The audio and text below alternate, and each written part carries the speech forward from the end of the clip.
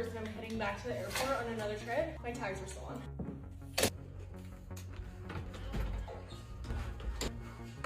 It's good at house.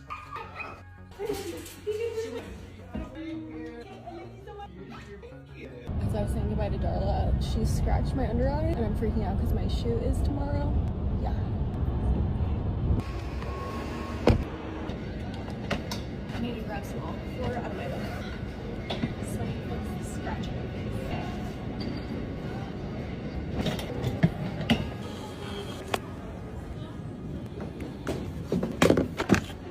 Some candy.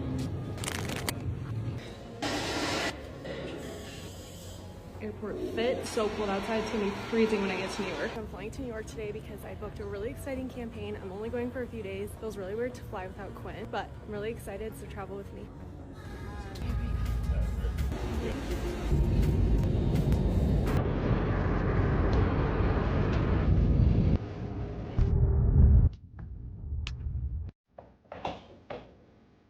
I made it.